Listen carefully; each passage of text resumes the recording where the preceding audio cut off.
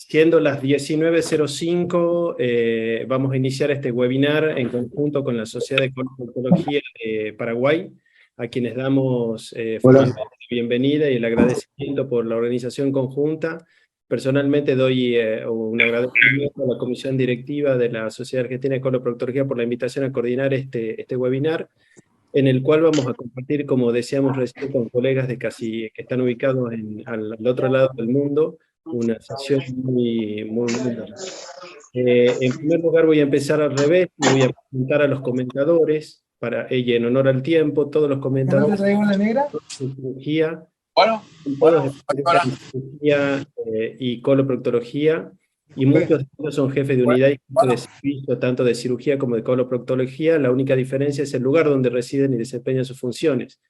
Y es por ello que le damos la bienvenida a Mauricio Fantosi, amigo argentino que actualmente está en Canarias, España, y al doctor Carlos Cerdán, de la Universidad Complutense de Madrid, del Hospital Princesa Sofía.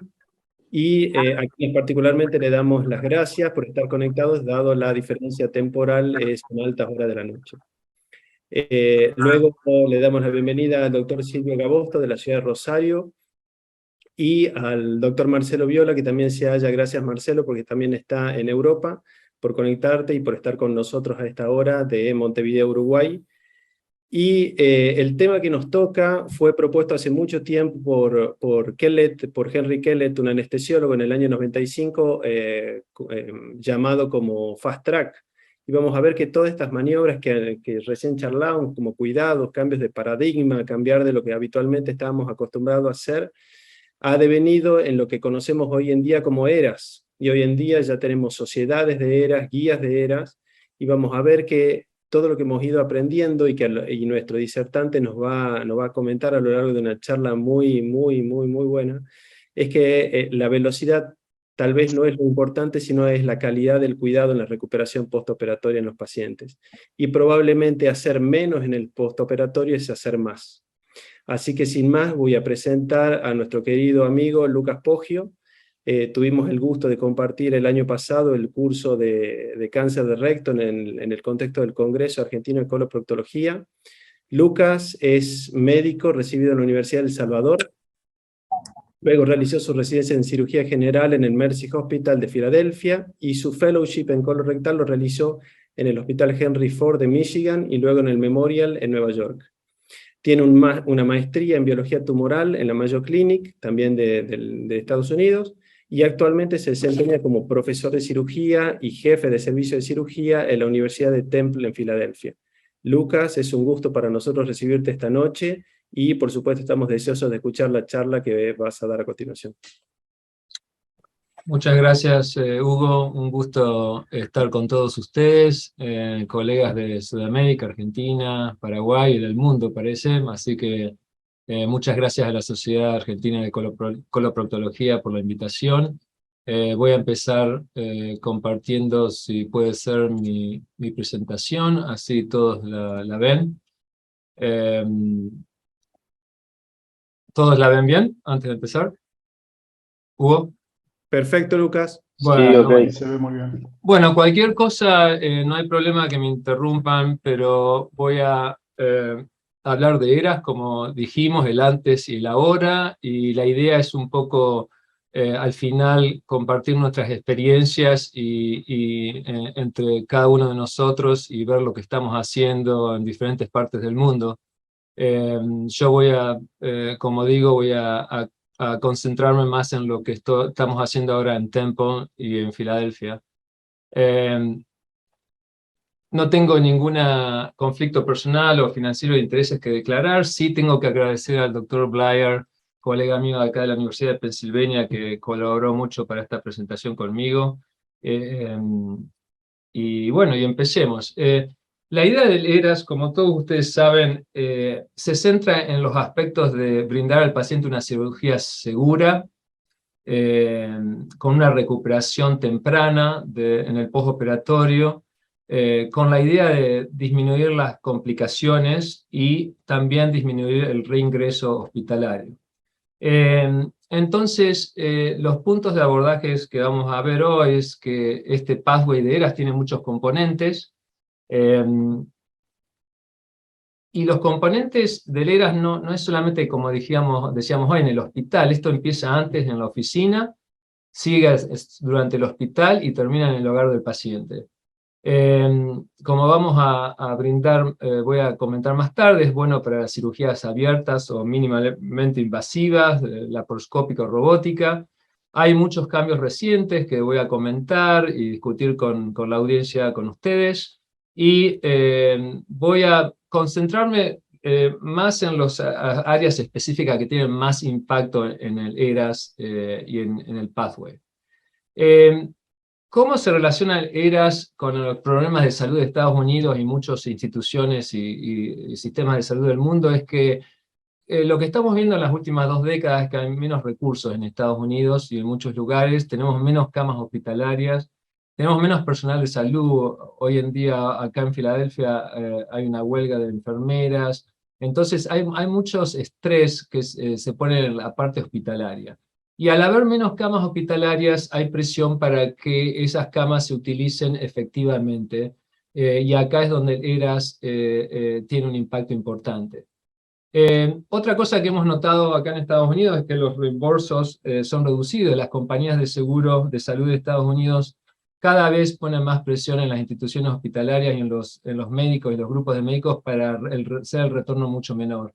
Los costos van en aumento, por supuesto, y también hay una lucha importante de las asociaciones americanas de cirugía y de médicos de tratar de que se siga pagando o reembolsando los esfuerzos que estamos haciendo.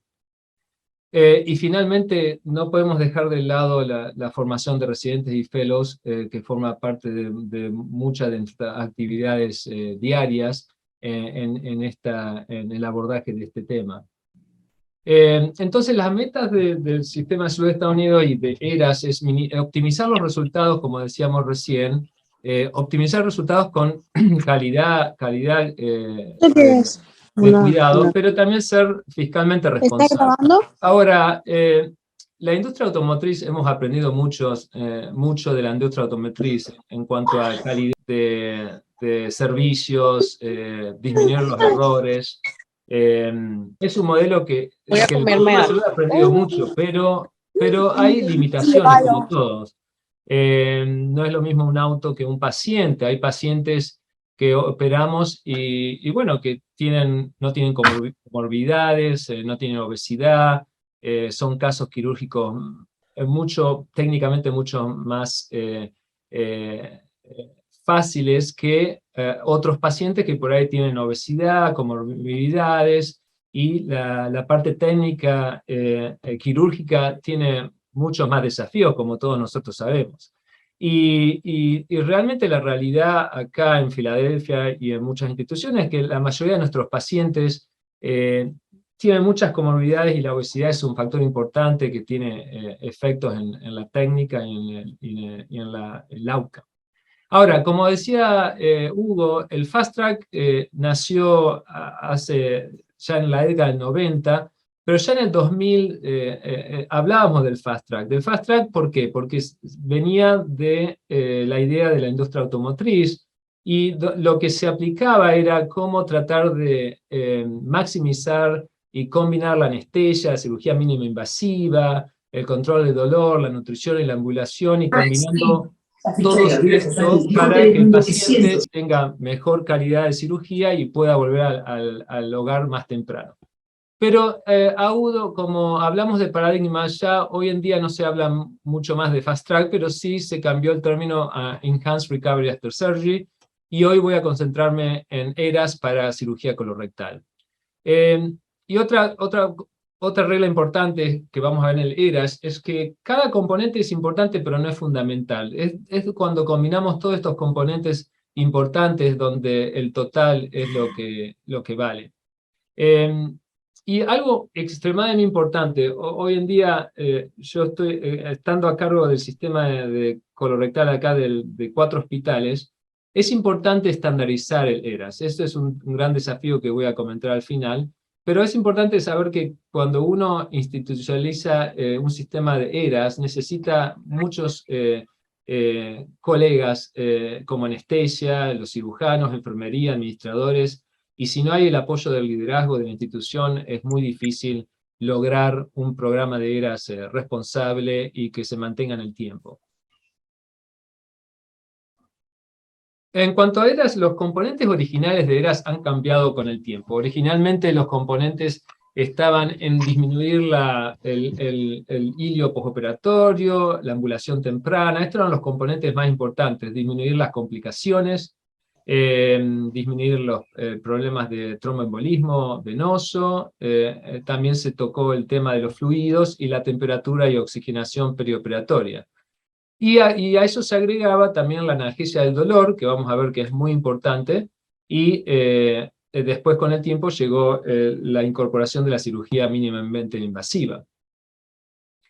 Ahora, Wilmore en el 2001, siendo un defensor del fast track, mostró en su artículo cómo la cirugía pone estrés en la biología humana, con el dolor, la náusea, vómito, hipoxemia, fatiga, todos estos efectos en la biología humana se traslucen o se traducen a una recuperación tardía. Y en eso es donde el ERAS tiene un rol muy importante. Ahora, las medidas del ERAS, como dijimos antes, tienen que ser hospitalarias, después de irse a la casa, y primordiales.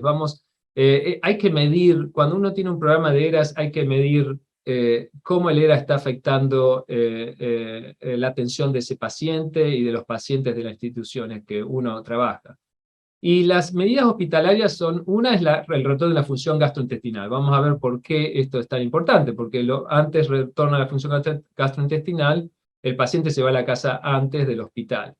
Habilidad de tolerancia oral, como vamos a ver, la duración hospitalaria es fundamental. Y una cosa importante del ERAS es que el paciente se va a la casa antes, un retorno antes, pero el problema es los índices de readmisión. Cuando uno hace un programa de ERAS, lo importante es no afectar el índice de readmisión, que está relacionada con mayores gastos del sistema.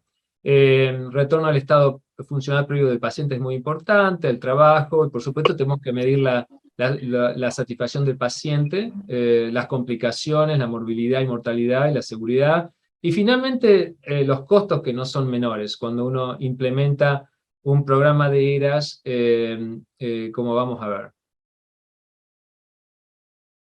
Cuando hablamos del ERAS, como ya dije, se empieza en el preoperatorio. Nosotros empezamos en la oficina, con panfletos y hablando con el paciente de las expectativas. Es muy importante esto de la parte psicológica, diciéndole al paciente que en vez de estar 7 días va a estar 2 o 3 días,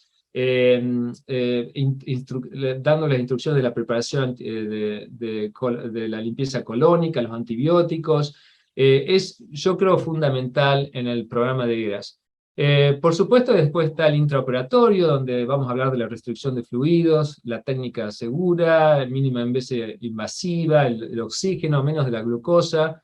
Y en lo postoperatorio vamos a estar hablando de los aspectos de los narcóticos, cómo evitarlos, disminuir. Voy a hablar mucho del Albimopan, de ambulación temprana, de la dieta, la evitación de sonda nasogástrica. Hoy en día nosotros no usamos la sonda nasogástrica para cirugía colorectal, y la eliminación de la sonda de Foley vesical lo más pronto posible después de la cirugía. Entonces, un programa de ERAS, la idea del programa de ERAS es disminuir el hilio postoperatorio o que se trasluce en retorno temprano o de alta al paciente para ir a la casa. Como dijimos, las opciones físicas que son importantes son evitando la sonda nasogástrica. Nosotros ponemos una sonda orogástrica para cirugías electivas colorectales y se saca al final del caso. La alimentación postoperatoria temprana es muy importante y empieza a veces el día de la cirugía al otro día. La goma de mascar y la deambulación temprana es fundamental, pero a veces necesita de la ayuda de la terapia física y de otros recursos del hospital. Técnicas quirúrgicas, laparoscópica, robótica, vamos a ver cómo han impactado en el retorno del paciente a la casa y menor tiempo en el hospital. Psicológico, ya nombré la importancia de la educación del paciente. Y después, cuando hablamos de anestesia y analgesia, esos son puntos fundamentales que también voy a tocar un poco en cuanto a la anestesia epidural, en el pasado, en el presente, los bloqueos regionales, cómo evitar los narcóticos, hablar también de agentes que aumentan la motilidad gastrointestinal y la restricción de fluidos. Ahora, ¿qué pasaba en el 2000, en la década del 2000 en el mundo? Acá estamos viendo la duración hospitalaria en pacientes con cirugía colorectal en este artículo, y vemos que en el 2000 los pacientes quedaban entre 7 y 13 días en varias partes del mundo. Entonces, esto es un panorama de lo que pasaba en ese momento y las oportunidades que surgieron para tratar de impactar este tiempo postoperatorio. Porque, repito, la idea del ERA es disminuir la duración de la estancia hospitalaria, pero sin menospreciar, como decía uno de nuestros colegas acá, la calidad quirúrgica. Delaney de la Cleveland Clinic publicó un artículo en el 2006 donde vio que el 20% de los pacientes tenían retorno de la función gastrointestinal después de cirugía colorectal. Pero después, la mayoría de los pacientes tenían retorno a los 5 o 6 días, y se iban a la casa a los 5, 6, 7 días. Entonces, esto fue importante, este estudio, para ver que había una ventana de oportunidad en ese momento, con el ERAS y otras medidas, para ver si podíamos cambiar esta historia natural de esa década y las décadas anteriores. Entonces, este artículo del 2004 de base fue muy importante. Se hizo con 2 hospitales, donde se hacía la recuperación mejorada ERAS en temprano, con la convencional, con colectomías parciales abiertas.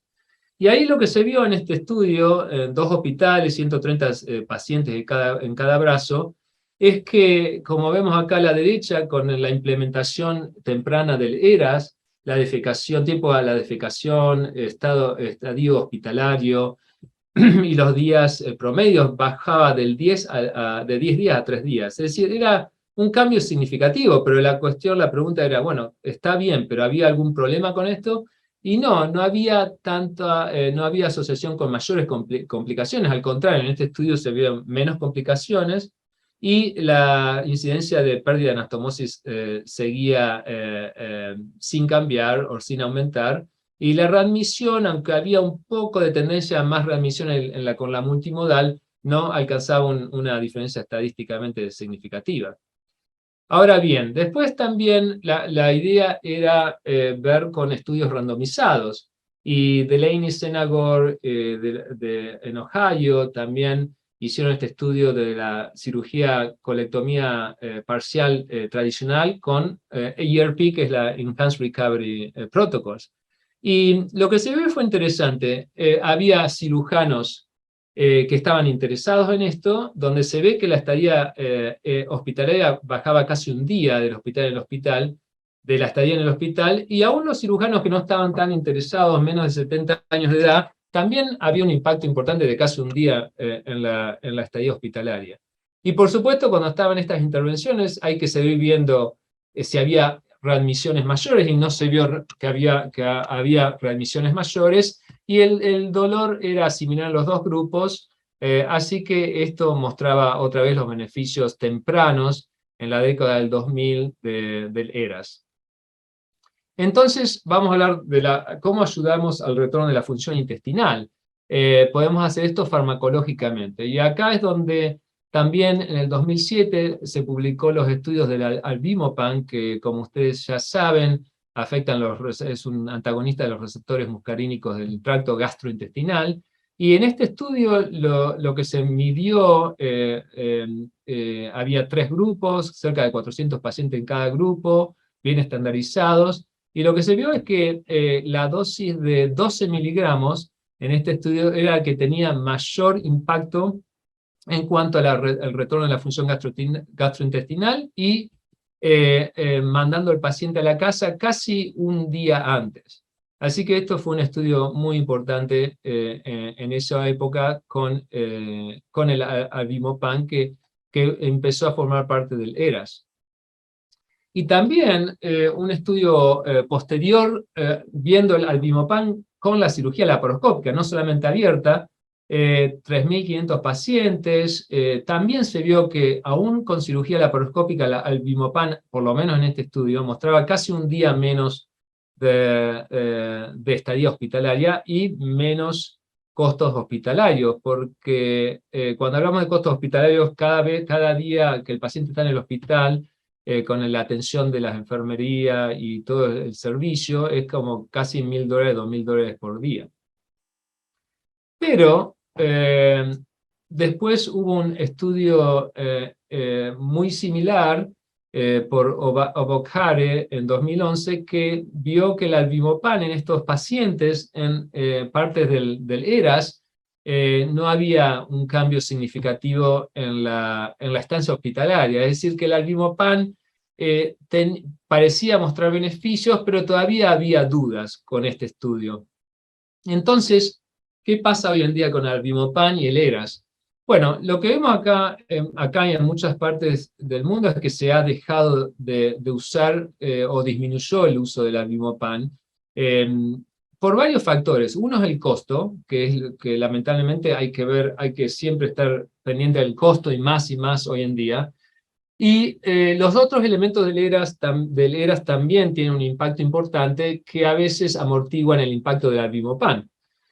Pero yo creo, nosotros en Temple usamos el Albimopan como parte del ERAS y yo creo que todavía hay un rol importante del Albimopan. En este estudio de Hyde de 2019, no se vio lo que se estudió una población madura de ERAS, es decir, 600 pacientes con una institución que ya venía haciendo el ERAS por varios años, y con el Albimopan, en estos casos laparoscópicos mayormente, se vio que había ahorro de dinero y también casi un día de menos estadía hospitalaria. Y repito, viendo pacientes con cirugía laparoscópica.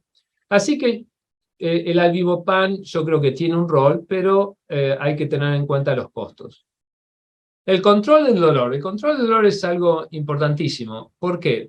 Porque al controlar el dolor, la idea es tratar de disminuir el hilio postoperatorio o aumentar el retorno de la función gastrointestinal, pero sin uso de narcóticos. La idea del ERAS es tratar de minimizar el uso de narcóticos, opioides. Entonces, en las épocas tempranas, yo me acuerdo cuando ya era residente que estaba la anestesia epidural, y todavía está en algunas instituciones. Y la idea de la anestesia epidural, que vale la pena mencionarlo, era reducir el uso de opiáceos y reducir la estadía hospitalaria. Porque sabíamos que con la anestesia epidural torácica la función gastrointestinal podía retornar 2 o 3 días antes. Por supuesto que los mecanismos de la anestesia epidural no era solamente porque usábamos menos opiáceos, también tenía mecanismos independientes como lo ven acá, que por cuestiones de tiempo vamos a seguir aumentando. Pero, ¿por qué hoy en día, por lo menos en nuestras instituciones y varias instituciones, por lo menos de Filadelfia y algunas de Estados Unidos, no usamos tanto la anestesia epidural? Un challenge que encontramos al principio era el paciente. No todos los pacientes querían una inyección en la espalda, un catéter en la espalda. Había que hacer consentimiento y no era universalmente aceptado. Pero lo más importante que nosotros vimos era el factor tiempo. Aumentaba el tiempo del uso del quirófano. Los anestesiólogos necesitaban rondar en el paciente por 2 o 3 días hasta que la epidural salía. No podían facturar todo este tiempo extra. Aumentaba, repito, el tiempo de quirófanos, algo que se hacían antes de ir al quirófano, pero necesitábamos más anestesiólogos para hacer eso. Y casi un 20% o 15% no funcionaba. Había que sacarlo porque había problemas del catéter y que lo más común era la migración. Ahora bien, entonces otra cosa era comparar. En la década del 2000 estaba el PCA, como decís acá, que es la anestesia controlada por el paciente, que generalmente es con hidromorfona o morfina. Y comparar con la epidural. ¿Y qué pasó en este estudio? Que fue importante, no muchos pacientes, es un estudio pequeño, pero lo que se vio es que el control del dolor a los 2 días era similar con la epidural que la PCA. No había estadísticamente significativa muchos beneficios. Y al fin del día no había grandes diferencias. Los costos eran similares y no se mostró realmente que la epidural tenía beneficios mayores independientes en la cirugía colorectal en este estudio randomizado. Y otra cosa importante, el 20% fallaba de las epidurales. Ahora, otro estudio importante, cómo se veía mirando la cirugía laparoscópica colorectal y mirando la anestesia epidural versus la PCA. Y en este estudio de Delaney y Senagor en 2003, es otro estudio no muy grande, pequeño, pero podemos ver que la anestesia torácica versus la PCR, la estancia hospitalaria era la misma, había la misma incidencia de náusea en vómitos, y ninguno de los dos grupos se recurrieron sonda nasogástrica. Es decir, que no se vio, en conclusión, no se veía un efecto dramático de la anestesia epidural en comparación con lo que ya veníamos haciendo, que era la PCA.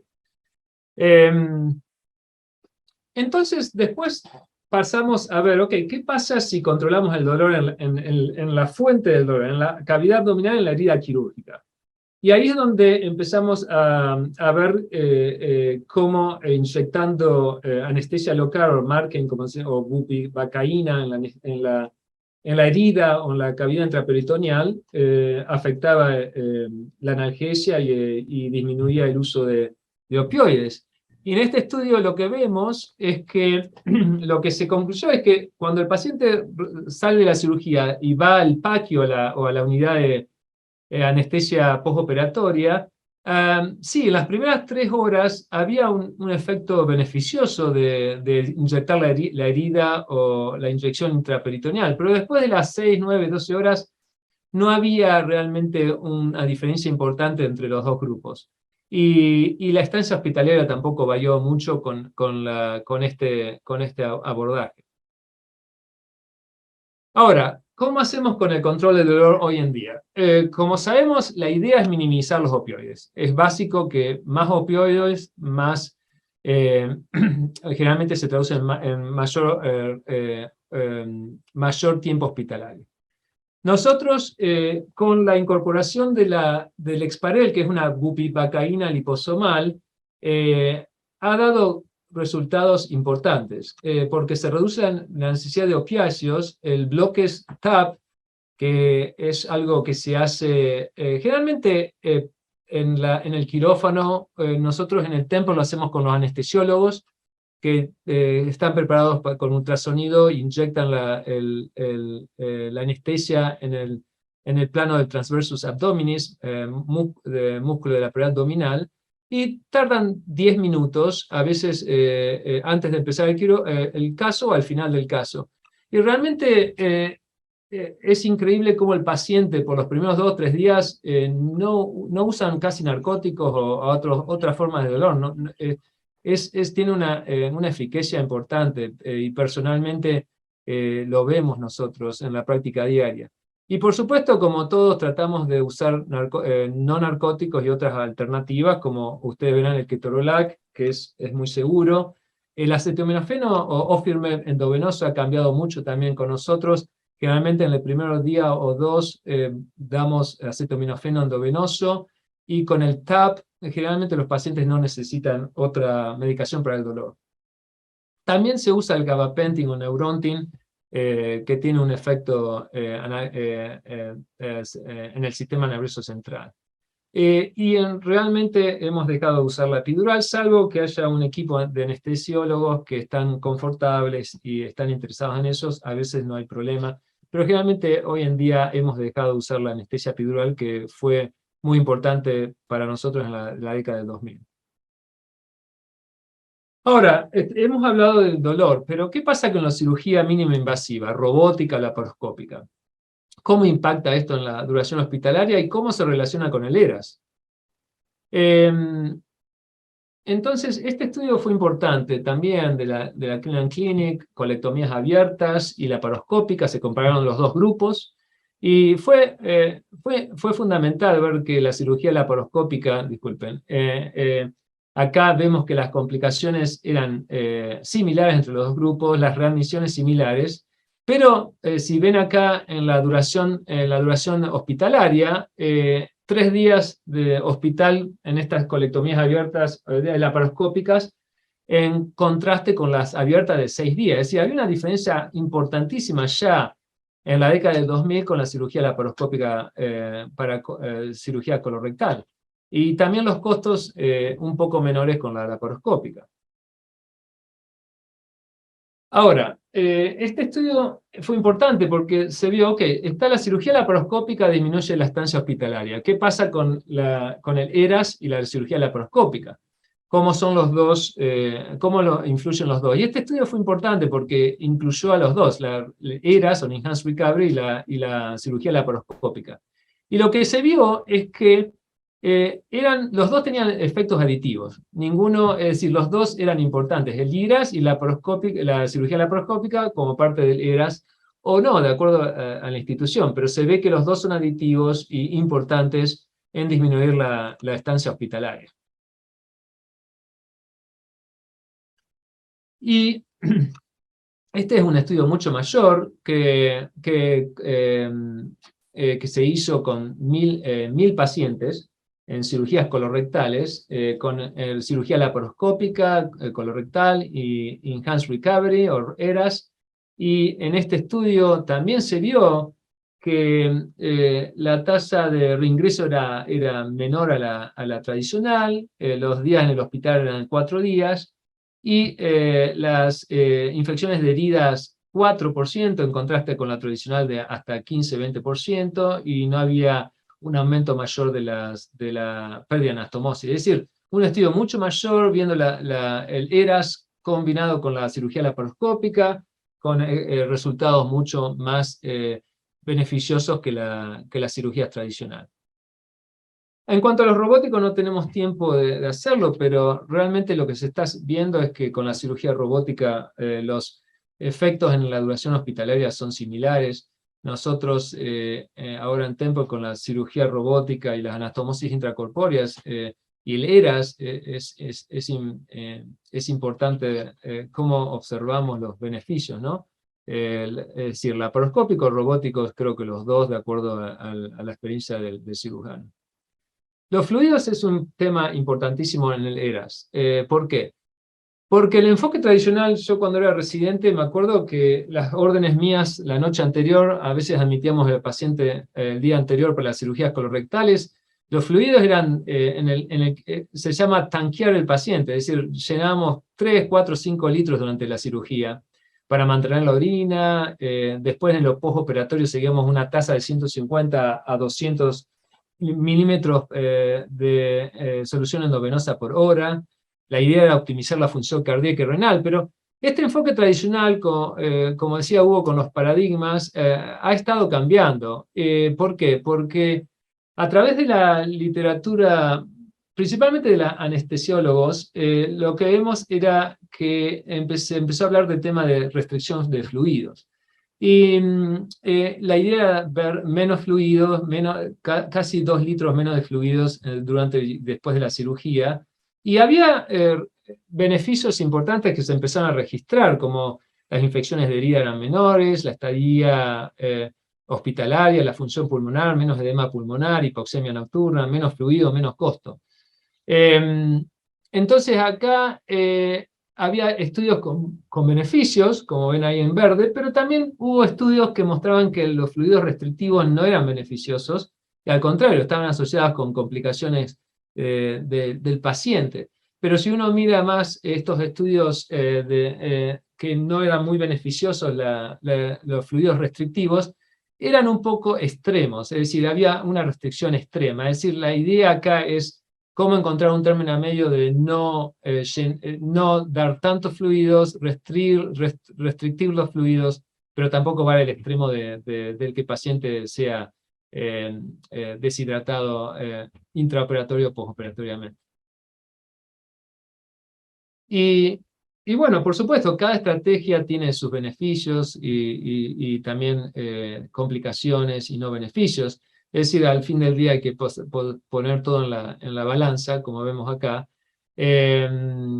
Y entonces, ¿qué estamos haciendo hoy en día?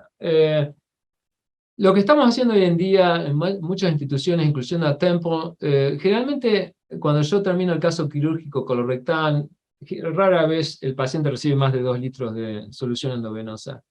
Generalmente se trata de un goal de 15 mililitros por kilo de infusión de líquidos durante el caso quirúrgico. Los vasopresores a veces se usan. Lo que sí yo noto con el equipo anestesiólogo del sistema de Temple es que a veces en vez de usar más fluidos, usan la albúmina, decrece el volumen de fluidos, pero también aumenta la presión arterial si es necesario. Y postoperatoriamente también tratamos de no dar tanto fluido, generalmente es un promedio de 1.7 a 2.7 litros por día, generalmente hacemos 75 a 90 milímetros de solución endovenosa por hora. Ahora vamos a pasar a un tema importante, que es la infección del sitio quirúrgico. ¿Por qué? Es muy importante, como vamos a ver, el sistema de CDC de control de enfermedades de Estados Unidos ha visto que las infecciones de herida quirúrgica son presentes en casi un 5% de pacientes operados. Y hay 30 millones de cirugías al año en este estudio de 2008. Así que lo que se vio es que había una oportunidad de prevenir estas infecciones entre un 40 al 60%. Y acá es donde el ERAS y otras lecciones se van aprendiendo. Entonces, ¿por qué es importante disminuir el costo de la infección del sitio quirúrgico? Porque son costos enormes. Cuando hay una infección quirúrgica de la herida, hay más días hospitalarios, más gastos y más gastos también cuando el paciente va a la casa, porque necesita a veces una enfermera, alguien que lo vaya a ver, cuidar la herida o volver al hospital. Y esto no está relacionado también en su momento, no tanto hoy, con más mortalidad e ingreso a terapia intensiva, pero mucho menor hoy en día. Pero la readmisión es más probable si la herida no se cura bien, y los gastos hoy en día a veces pueden ser hasta $30.000. Es decir, es un costo importante. Entonces, en la década del 2000 se inició el Surgical Care Improvement Project, un proyecto para mejorar el cuidado quirúrgico.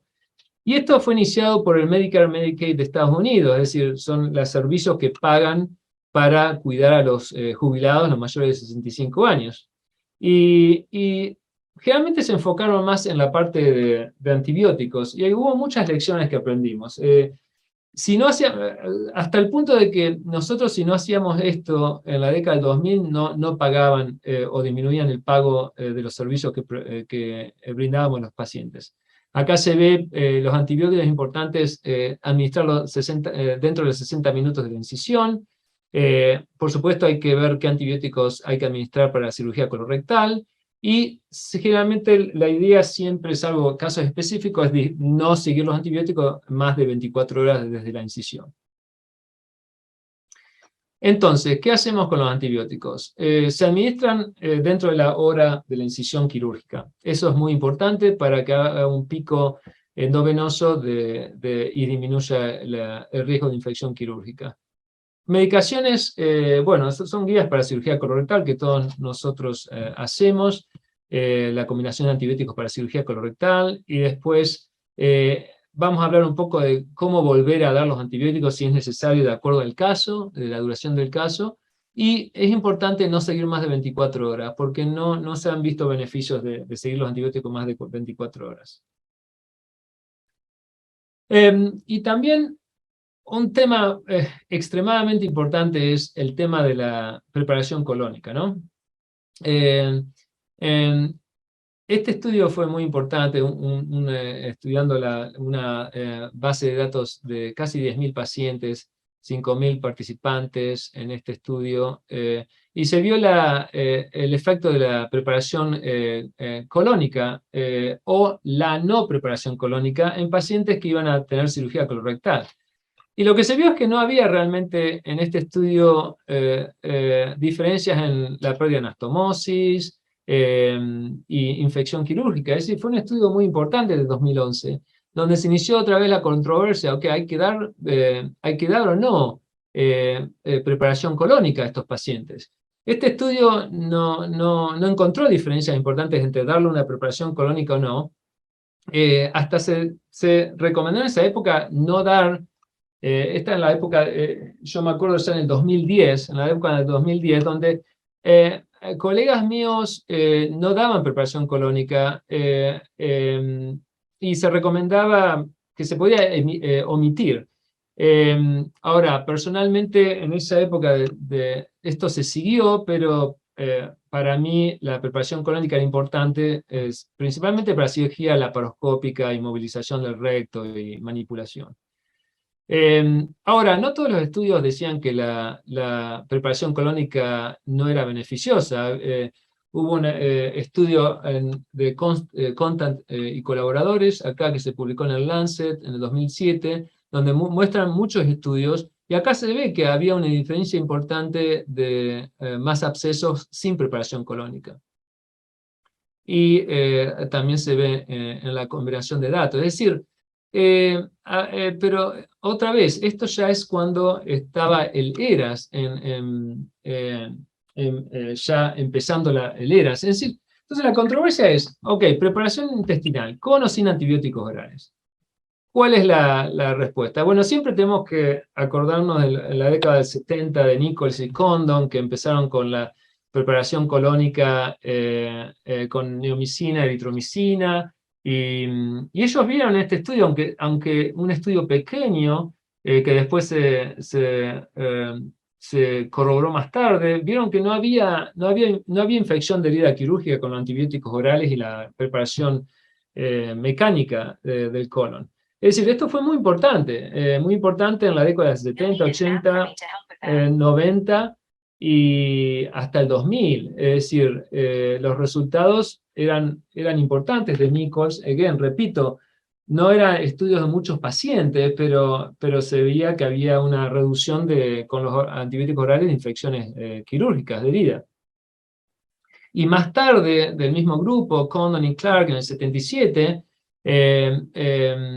vieron que en cirugía colorectal ya hicieron un estudio aleatorio, doble ciego prospectivo, y volvieron a corroborar que la tasa de infecciones quirúrgicas con antibióticos orales y preparación mecánica era mucho menor que sin antibióticos orales. Es decir, que por muchos años se siguió esta preparación colónica con antibióticos orales.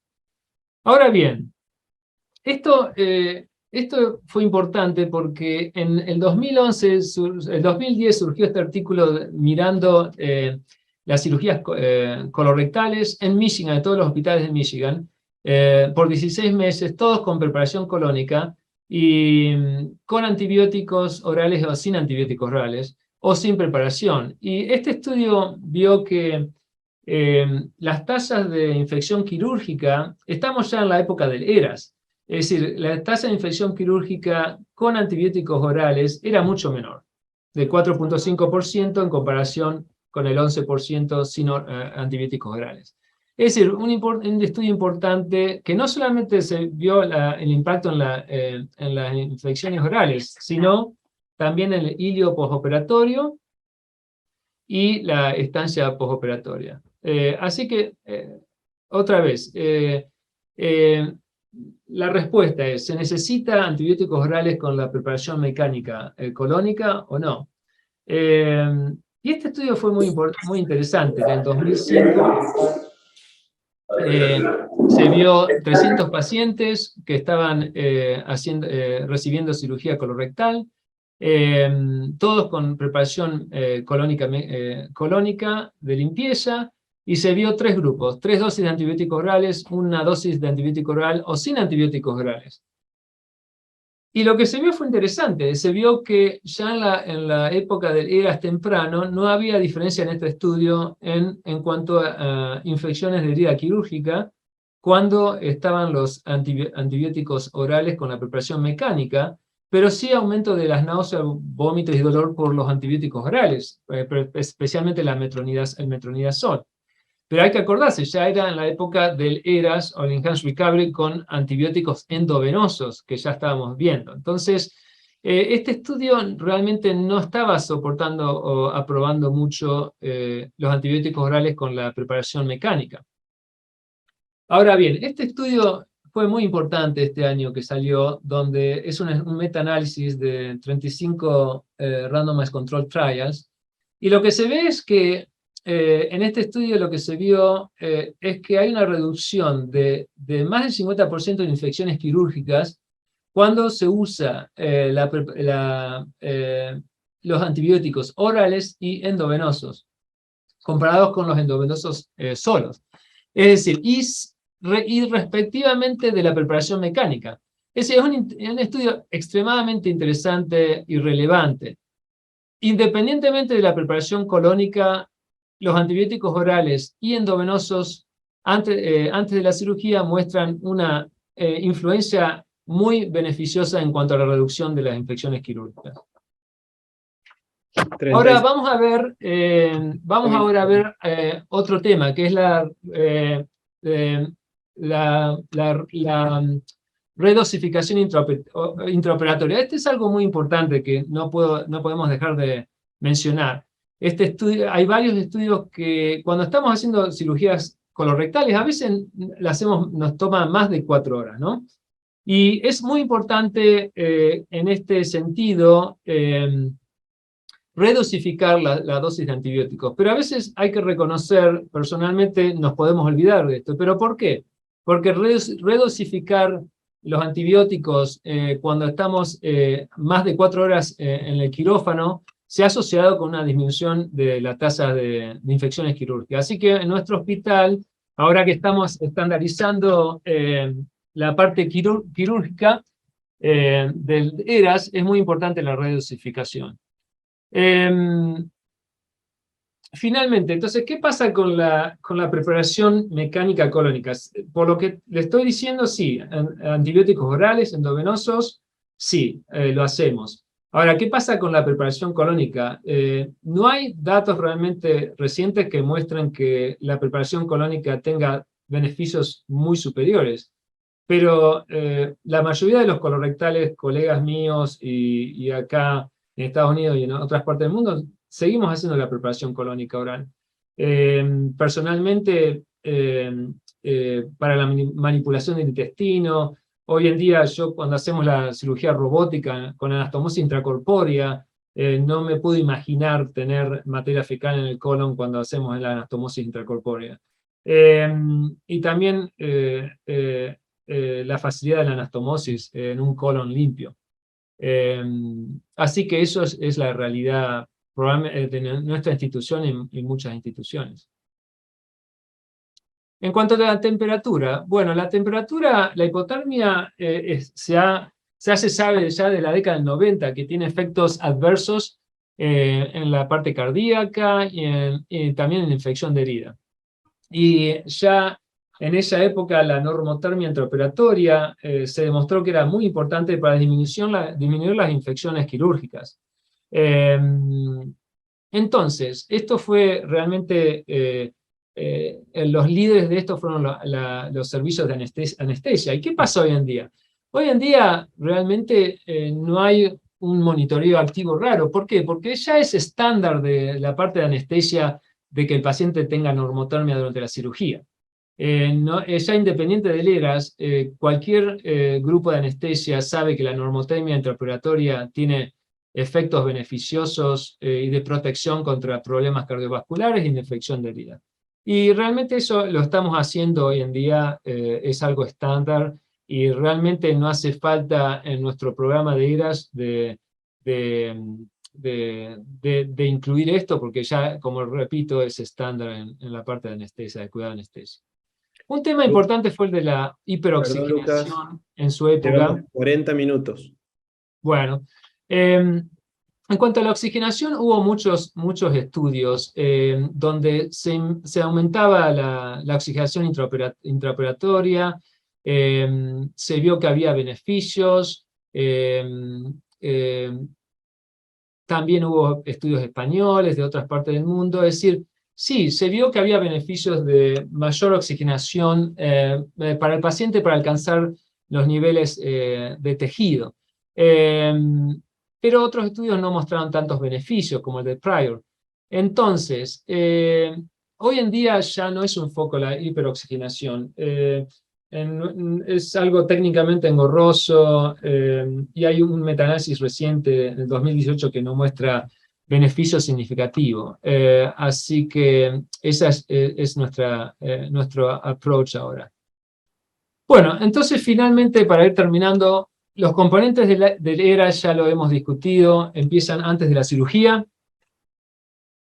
siguen inmediatamente antes de la operación. Esta está la parte intraoperatoria, que ya hemos charlado, y el postoperatorio. Hoy en Temple nosotros hacemos la preparación intestinal con antibióticos orales, con antibióticos dentro de la hora antes de la incisión. Hay una dieta clara tolerable hasta las 2 o 4 horas antes de la cirugía. La clorexidina se usa por el baño anterior y en la mañana. Importante la comunicación con el paciente, las expectativas, repito, es fundamental. Si un paciente cree que va a estar 10 días en el hospital y no se charló esto, el paciente se va a querer quedar 10 días en el hospital. La bebida de carbohidratos por la mañana, estamos implementando eso. Generalmente no administramos fluidos antes de ir al quirófano. Damos para el dolor ya medicaciones antes de la cirugía, como gabapentina, acetaminofeno orales. Vamos 1 gramo de Tylenol oral. Por supuesto, hacemos profilaxis endovenosa, hacemos los antibióticos endovenosos y hacemos el albimopan antes de la cirugía y después hasta el retorno de la función gastrointestinal. Intraoperatoriamente, esto es el Bear Hugger para la normotermia, la eubolemia, como dijimos, el tap block lo hacemos con anestesia para bloquear la pared abdominal, enfoques invasivos si podemos hacemos laparoscópico y en mi caso robótico, y no hacemos sonda nasogástrica en casos electivos en este momento. Es muy importante trabajar con enfermería, como dijimos, deambular temprano, retirar la sonda vesical día 1 o 2, disminuir los fluidos, enseñanza de la ostomía si es que hay ostomía antes de ir a la casa, y no seguimos con los antibióticos, por supuesto. Chicle, dieta clara lo más pronto posible, dieta blanda en postoperatorio 1. Las medicaciones para el dolor que dijimos que son muy importantes, el Tylenol o acetaminofeno es fundamental, el Toradol. La morfina de Alaudid PCA solamente por 12 horas, y generalmente hoy en día con el TAP abdominal, raramente los pacientes usan opioides, pero hay que tenerlos por breakthrough pain. Seguimos con la DVT profilaxis y antieméticos si son necesarios. En conclusión, el ERAS comienza antes de la operación y continúa después de la operación hasta que el paciente va a la casa, muchas piezas trabajando juntos. Es un tema complejo, no es tan diferente la práctica de hoy de lo que era en la década del 2000, solamente que tenemos más datos y es un poco más refinada, y los beneficios se mantienen estables.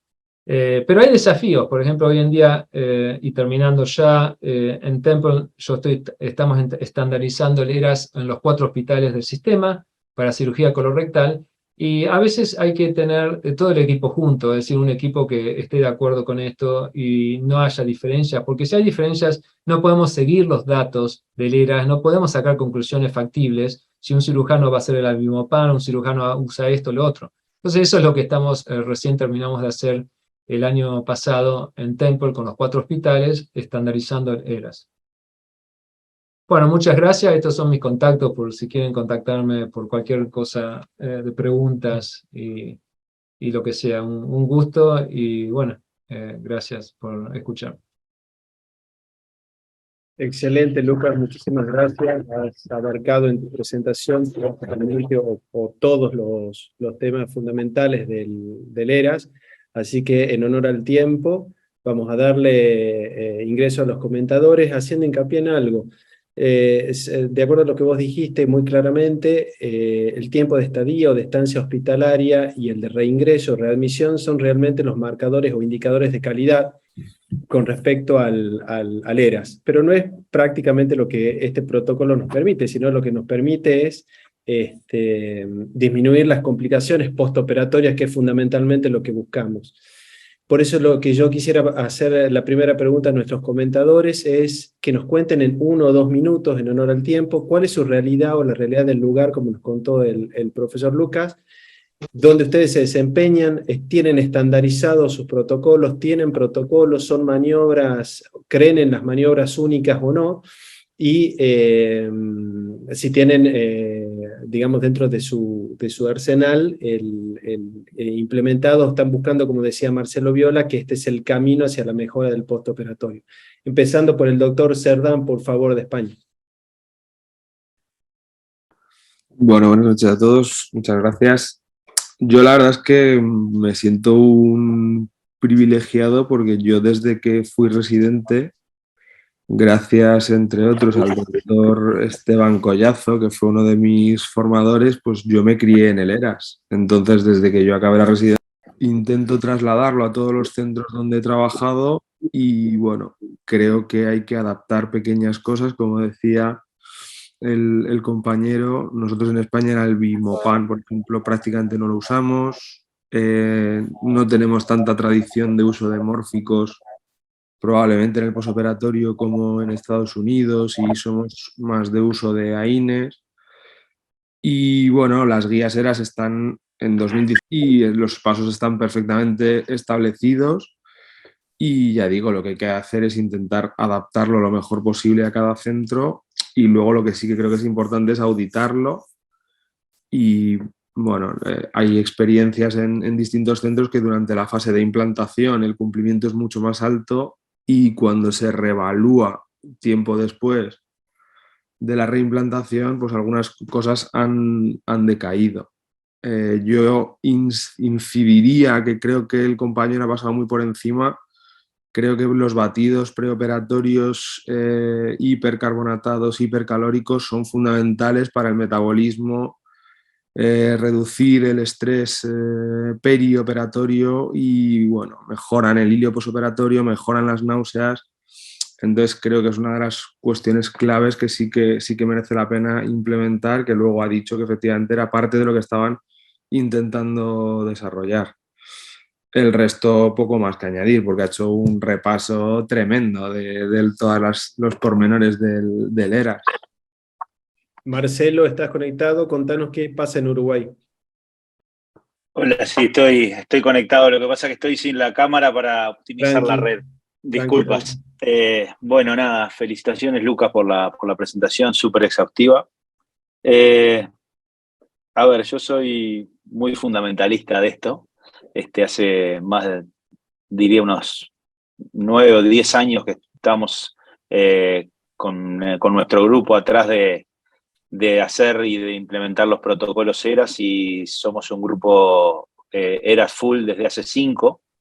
En este año hemos logrado completar la formación para ser grupo entrenador de otros grupos de ERAS, por lo cual mi posición dentro de ERAS Latinoamérica, hoy soy el vicepresidente, en tanto todo eso me lleva a que soy un fundamentalista de todo esto. Realmente me gustaría, como les expliqué recién, en nuestro hospital entonces hacemos ERAS full en colorectal, hacemos ERAS full en gineco, estamos en vías de implementar ERAS para urología, pero la realidad es que hemos ido contagiando al resto del hospital para que en todas las áreas del mismo se tenga esta visión, esta nueva visión, este cambio en el paradigma de los cuidados tradicionales. Y en realidad, todo lo que ha hablado Lucas, sin duda, está enfocado en los protocolos. Y los protocolos son una herramienta que nos genera los cuidados perioperatorios o que ordena los cuidados perioperatorios, pero eso no es ERAS en realidad. Eso es una de las herramientas que tenemos con ERAS. ERAS implica la utilización de un programa informático de auditoría que nos permite no solamente juntar los datos en forma ordenada, compararnos con el resto de los hospitales, compararnos con nosotros mismos, ver cómo nos va, auditar, seguir un proceso de mejora continua que nos permite ir avanzando a lo largo del tiempo, pero ERAS también nos permite enseñar, que es esto que estamos tratando de hacer hoy entre todos, contarnos qué es lo que hacemos, ver cómo nos va y poder enseñarle al resto por dónde van los tiros. Y últimamente, ahora vi algunos tweets del Congreso de Dublín, de Coloprocto, que por ahí salió publicado un artículo, colectomía de un día, o algo así, o alta en un día. Y me parece que el objetivo de ERAS no es que el paciente se vaya rápido para la casa, no es que el paciente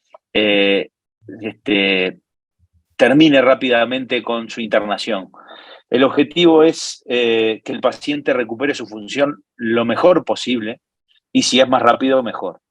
Entonces, que sea rápido no es igual que sea de buen resultado o que sea bueno.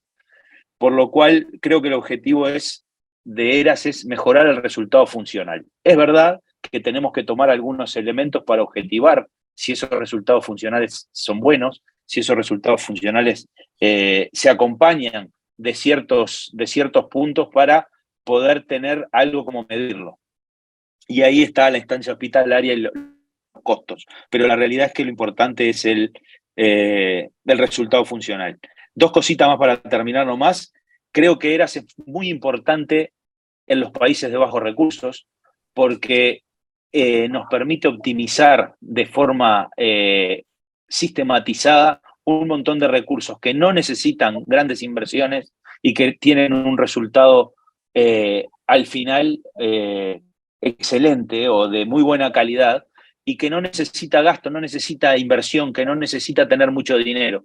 Entonces, ¿es bueno para los países desarrollados? Sin duda. Pero para los países más pobres, para los países que tenemos más dificultades, es mucho mejor porque nos permite trabajar ordenados y nos permite sobre todo saber qué nos pasa y mejorar sobre lo que nos pasa a nosotros.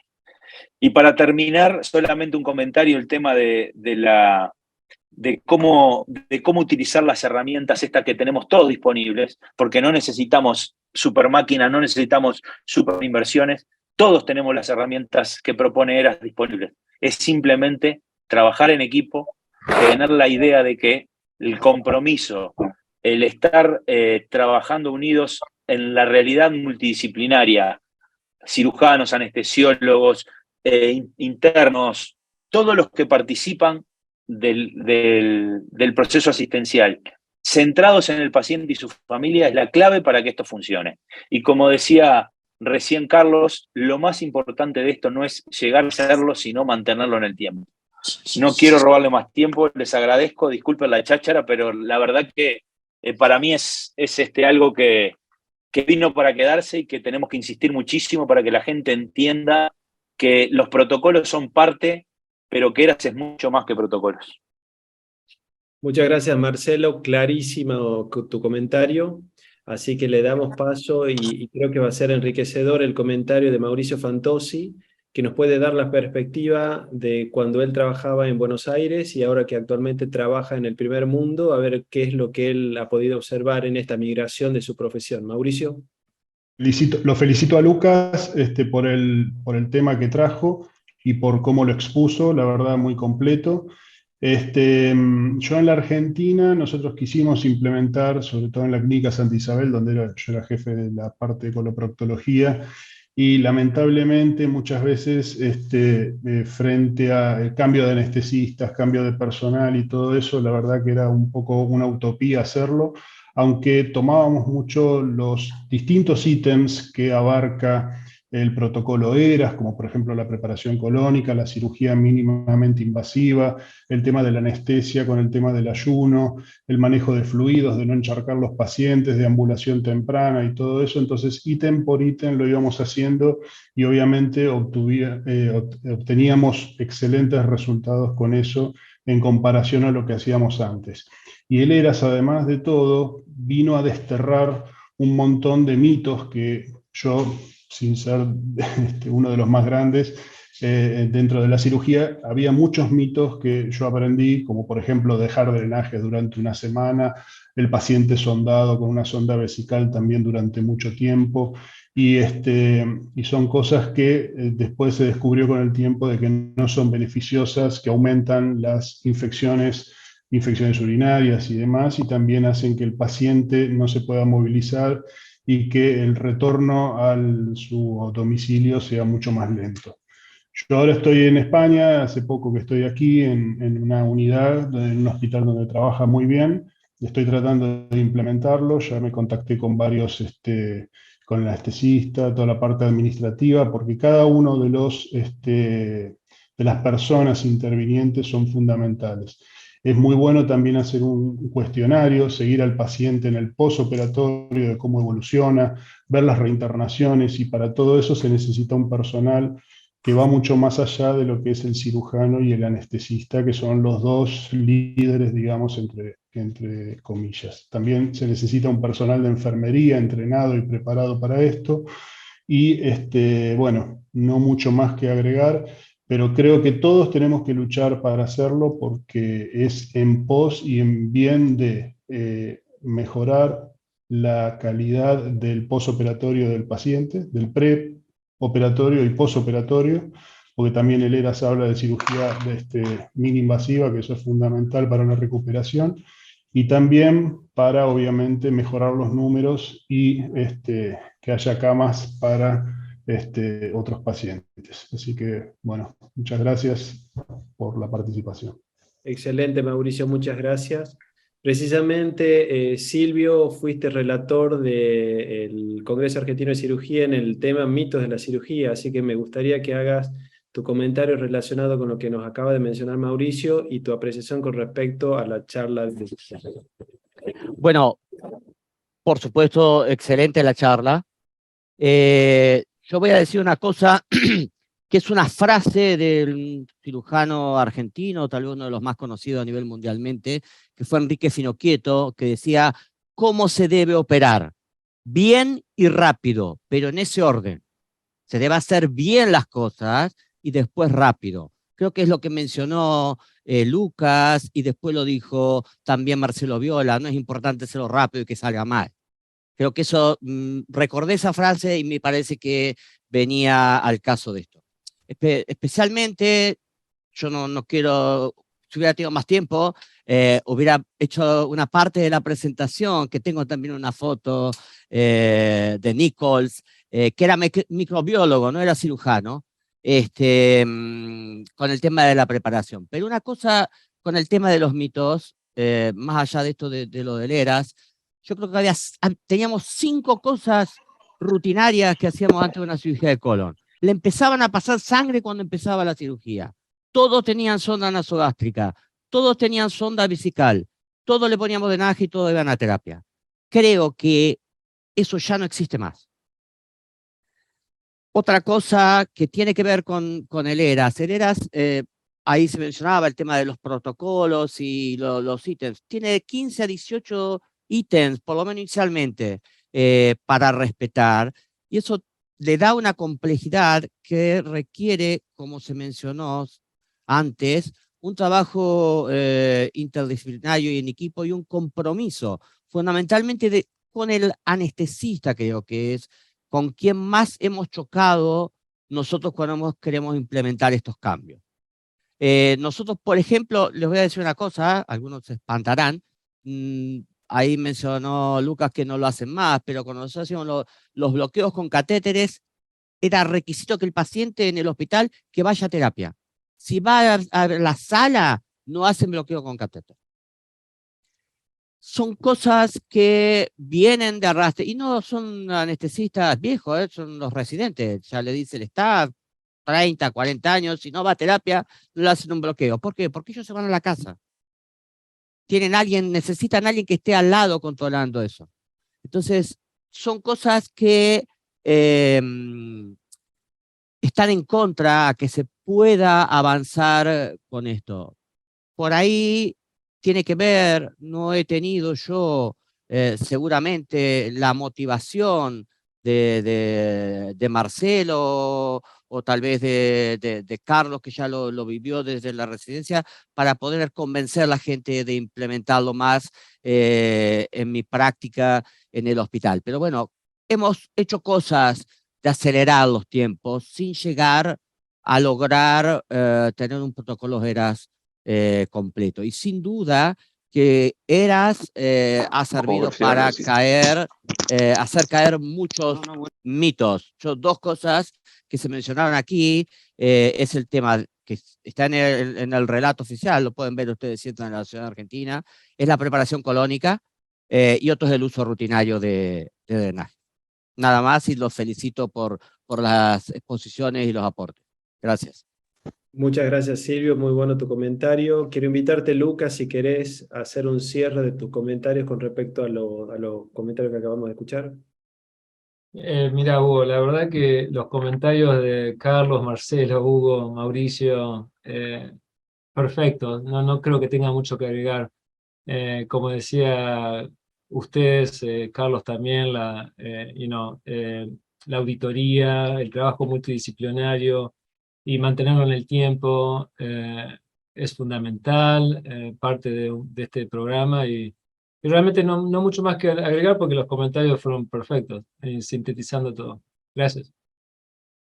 Bueno, Fernando, no tenemos ninguna otra pregunta del público, así que sí, Carlos, por favor. Sí, perdón, no quiero abusar, pero no quiero desaprovechar la oportunidad por suavizar un poco el entusiasmo de Marcelo, que ha llegado a hablar de fundamentalismo.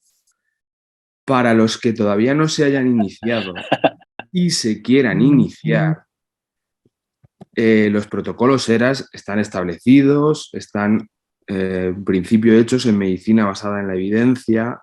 Las últimas guías ERAS admiten 24 puntos, pero lo cierto es que cuando uno las lee, el grado de evidencia que existe en cada uno de ellos no es un grado A, por lo tanto hay cosas que son interpretables. Creo que ir adoptando la posición del ERAS es lo lógico, pero creo que habrá centros donde los 24 puntos a la vez sean imposibles. Por lo tanto, basado en esos 24 puntos, sin dramatismos pero hay que ir estableciendo objetivos que sean realizables, poquito a poco ir convenciendo a la gente. Pues quizá no dejar drenajes, que lo podemos gestionar nosotros, no poner sonda nasogástrica, que lo podemos gestionar nosotros, retirada precoz de catéteres, intentar implementar algunas cosas poco a poco. Creo que aún así es muy positivo y dentro de 1 año y medio, 2 años y medio, nos volveremos a reunir y veremos a ver cuánta más gente está haciendo más ERAS. Pero que la gente que no pueda iniciar todo de golpe no se sienta ni menos ni se sienta incapaz de implementar esto. Se pueden ir centrando objetivos poco a poco, ir ganando pequeñas batallas hasta conseguir implementarlo completamente. Y ya digo, las guías son interpretables muchos de los aspectos. La analgesia multimodal, pues su propio nombre lo indica, pues tenemos muchas opciones. Pues habrá centros donde el catéter no se pueda usar, lo sustituyamos por un TAP, habrá sitios donde el catéter epidural se siga usando a pesar de la laparoscopia. Entonces, bueno, que creo que eso también es importante tenerlo en mente. Voy por los tiros de Carlos. Estoy totalmente de acuerdo. Simplemente creo que lo importante es que cada uno adapte y empiece paso a paso. Lo que yo redondeé o quise decir es que ERAS no son solamente los protocolos y que la forma de empezar, sin duda, que es paso a paso, porque es imposible cambiar los paradigmas estos de un día para el otro. Es decir, y además son adaptables a cada lugar, a cada centro. Por eso en los países menos desarrollados también se pueden hacer sin necesidad de grandes inversiones. Estoy totalmente de acuerdo en que esto es paso a paso y educar las generaciones nuevas. Perfecto, Marcelo. Gracias por el comentario. Carlos, también muy bueno tu último comentario. Y sin mucho más, dado lo avanzado de la hora y precisamente por el hecho de que... acá hay una pregunta antes de terminar del doctor Ricardo Mentz. Al doctor Poggio, ¿cuál es el grado de compliance que tienen en su hospital y el punto de corte en el cual encontraron una disminución en el tiempo de internación? Si entiendo bien la pregunta... Es la adaptación, ¿cuánto es Sí. Por eso, siguiendo los comentarios de Carlos y Marcelo y otros comentaristas, la compliance, para que este sistema funcione, hay que estar constantemente en lo que se llama reassessment. Cada 6 meses o 4 meses rever cómo está todo, rever los equipos. Es como que lo que se dice acá, refrescar el protocolo, porque si no, con el tiempo, como decía muy bien Carlos, después de un año se relajan los equipos, se dejan hacer lo que tenía que hacer y cuando hay varios equipos trabajando hay que coordinar eso y refrescarlo cada 6 meses, 4 meses, lo que sea necesario. Si no, no hay compliance y con el tiempo no se hace lo que se intentaba hacer. En cuanto a los pacientes, la compliance empieza en la oficina. La mayoría de los pacientes, cuando uno les explica esto, y las expectativas, están contentos y entienden la razón.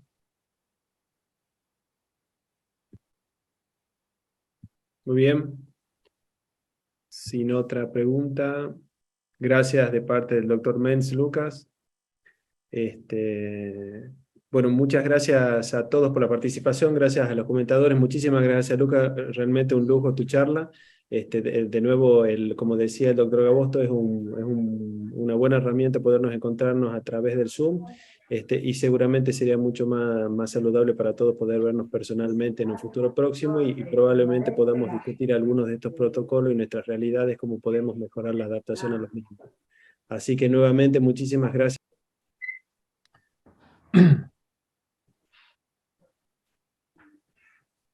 Está muteado, Hugo. Está muteado. Perdón. Bueno, muchas gracias a todos entonces para hacerla más corta a la finalización. Gracias por los comentarios, por la charla y gracias, Fernando, por la invitación. Sí. Gracias a todos, un abrazo. Daniel, ¿querés hacer algún cierre? Un abrazo grande. Sí, doctor Serra. No más decir que la Sociedad Paraguaya de Colprotología está agradecida con este webinar conjunto con ustedes y estamos súper satisfechos con el resultado de este webinar. Hasta pronto y gracias a todos. Bueno, muchísimas gracias y realmente creo que reuniones como esta enaltecen la función de las sociedades. Lucas, Carlos, Silvio, Hugo, Mauricio, Marcelo, muchísimas gracias y esperemos vernos pronto. Que tengan buenas noches. Abrazo grande. Abrazo grande. Muchas gracias. Espero verlos pronto. Bueno, gracias a ustedes. Muchas gracias. Gracias, que anden bien.